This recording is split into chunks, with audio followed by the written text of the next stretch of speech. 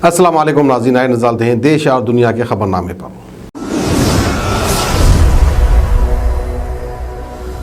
सच news के खबरनामे में आप सबका इस्तकबाल है। आज की सबसे बड़ी खबर आ रही है आरपीएन सिंह कांग्रेस से इस्तीफा देकर बीजेपी मुख्यालय पहुंचे हैं। कुछ देर में वो ज्वाइन करेंगे पार्टी। यूपी चुनाव से पहले कांग्रेस को बड़ा झटका लगा है। दिग्गज नेता आरपीएन सिंह ने कांग्रेस पार्टी से इस्तीफा दे दिया है। आज दोपहर में वो बीजेपी में शामिल हो सकते हैं। सोर्सेज के मुताबिक बीजेपी आरपीएन सिंह को स्वामी प्रसाद मौर्य के खिलाफ पडरौना से उतारने की तैयारी में है। इस चर्चा के बीच आरपीएन सिंह ने अपने ट्विटर हैंडल को बायो बदल दिया है। उन्होंने यहाँ से कांग्रेस पार्टी से जुड़े पद की जानकारी हटा दी है। इसके अलावा उन्होंने कांग्रेस अध्यक्ष सोनिया गांधी को अपना इस्तीफा भी भेज दिया है। सिंह ने ट्वीट किया कि आज जब पूरा राष्ट्र गणतंत्र दिवस का उत्सव मना रहा है, मैं अपने राजनीतिक जीवन में नया अध्याय आरंभ कर रहा हूं। जय हिंद। कांग्रेस नेता अंबा प्रसाद ने भी आरपीएन सिंह पर तंज कसा और बड़ा इल्जाम लगाया। उन्होंने कहा कि पिछले 1 साल से ज्यादा से बीजेपी के साथ साथ गांठ कर आरपीएन सिंह झारखंड की कांग्रेस जेएमएम सरकार को उपस्थित कराने की कोशिश कर रहे हैं। पार्टी नेतृत्व को लगातार इस बारे में आगाह भी किया गया था। इनके बीजेपी जाने से झारखंड का हर सच्चा कांग्रेसी खुश है। आरपीएन सिंह के पार्टी छोड़ने पर कांग्रेस नेता जीतू पटवारी ने तंज कसा। उन्होंने कहा कि जिन्हें बगैर परिश्रम राजनीति विरासत में मिली है, जो पारिवारिक पृष्ठभूमि की वजह से राजनीति में है, वो भी जिनकी नजर में राजनीति प्रोफेशनलिज्म है, उनके दल बदल की चिंता बिल्कुल नहीं करनी चाहिए, क्योंकि उनके वैचारिक प्रतिबद्धताएं अफसर के साथ चलती हैं, बदलती रहती हैं।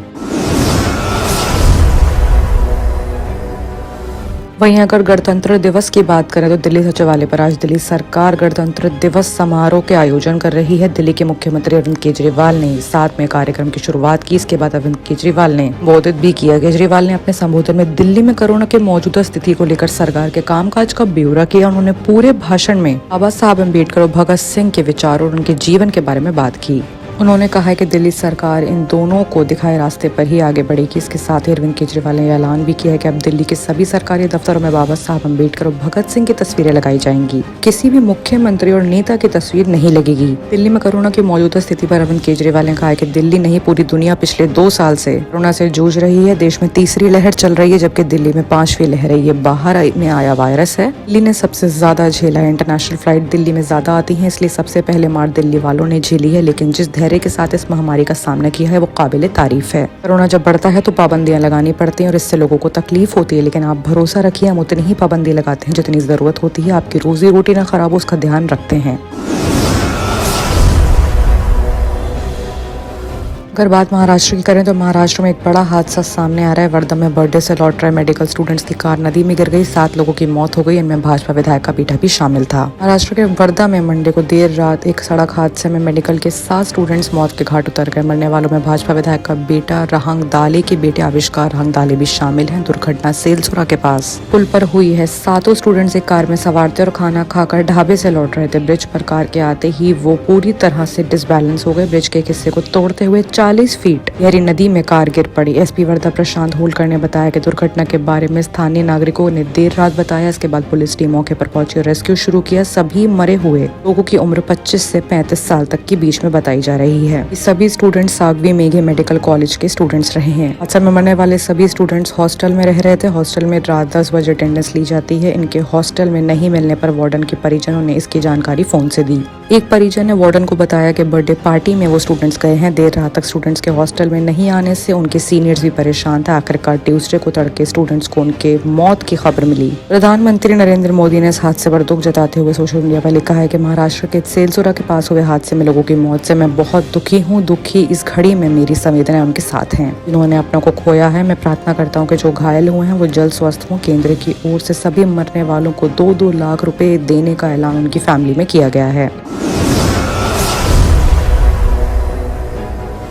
एक और बड़ी सनसनीखेज खबर आ रही है कि पटोले ने फिर से मोदी को लेकर आपातजनक टिप्पणी करी है। कांग्रेस प्रदेश अध्यक्ष ने कहा है कि जिनकी बीवियां भाग जाती हैं उन्हें लोग मोदी बुलाते हैं। नाराज भाजपा कार्यकर्ता पूरे राज्य में उनका प्रोटेस्ट कर रहे हैं। महाराष्ट्र कांग्रेस के अध्यक्ष नाना पटोले ने पीएम मोदी पर फिर से अपना निशाना साधा है। इसको लेकर सोमवार को मुंबई, पुणे, औरंगाबाद समेत कई शहरों में प्रोटेस्ट हुआ है। संडे को इगतपुरी में नाना ने कहा कि जिनकी पत्नी भाग जाती है लोग उन्हें मोदी कहते हैं। नाना इससे पहले भी कथित तौर पर मोदी को मारने की बात कर विवाद में छा चुके हैं। उनके इस बयान के बाद कई शहरों में उनके खिलाफ कंप्लेंट्स दर्ज की गई हैं। भाजपा बेरोजगारी, गरीबी, किसान पर सवालों का जवाब नहीं दे रही। क्या वो इसके लिए चुने गए हैं? उन्होंने अपने बयान में ये भी कहा है। ये पूछे जाने पर कि क्या उन्होंने मोदी को मारने के लिए गुंडों को तैयार किया, उन्होंने कहा कि हम महात्मा गांधी अनुयायी हैं, हम ऐसी बात नहीं सोच सकते।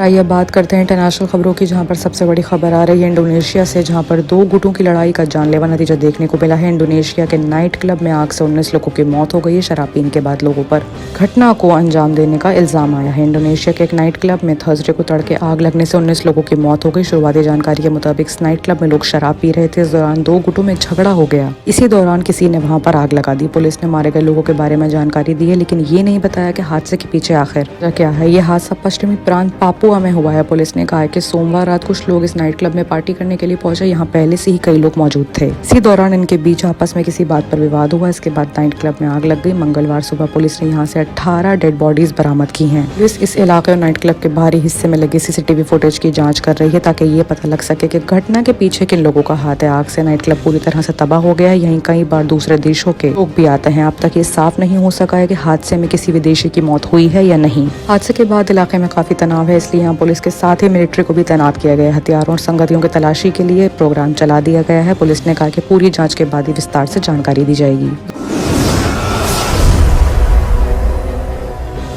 दूसरी बड़ी खबर रूस बॉर्डर पर आ रही है। यूक्रेन में जंग की तैयारी हो चुकी है। रूस बॉर्डर पर तैनाती के लिए अमेरिका ने 8500 सैनिक हाई अलर्ट पर कर दिए हैं। ब्रिटेन ने भी पुतिन को धमकाना शुरू कर दिया है। रूस और यूक्रेन के बीच जंग का खतरा लगातार बढ़ता जा रहा है। इसे देखते हुए अमेरिकी रक्षा विभाग पेंटागन ने 8500 अमेरिकी सैनिकों को पूर्वी यूरोप में तैनात के लिए हाई अलर्ट पर रखा है। पेंटागन के प्रवक्ता जॉन किर्बी कहा है कि इन सैनिकों में combat team, health workers, intelligence और सर्विलेंस टीम के मेंबर्स शामिल हैं। जॉन किर्बी ने कहा कि अभी तक इन सैनिकों की तैनाती के लिए न कोई ऑर्डर जारी किए गए हैं और न ही इन्हें कोई सौंपा गया है। हालांकि पूर्वी यूरोप में नाटो को मजबूत करने के लिए अमेरिकी सैनिकों को तैनात किया जा सकता है। यूरोप में अमेरिका फोर्सेस की तैनाती नाटो के फैसले पर ही होगी। इस समय बोरिस जॉनसन ने भी पुतिन को चेतावनी यानी कि वार्निंग दे दी है। ब्रिटेन के प्रधानमंत्री बोरिस जॉनसन ने रूसी राष्ट्रपति पुतिन को यूक्रेन पर हमले की स्थिति में गंभीर नतीजे भुगतने की वार्निंग दी है। जॉनसन का यह बयान रूसी सेना द्वारा फरवरी में आयरलैंड के तट 150 मील दूर समुद्री सैन्य अभ्यास करने के बाद आया है। रूस ने अटलांटिक, प्रशांत, भूमध्य सागर और उत्तरी सागर में अपने 140 वॉरशिप के साथ युद्ध शुरू करने का ऐलान किया है। बाकी की तमाम खबरों के लिए देखते रहिए सच न्यूज।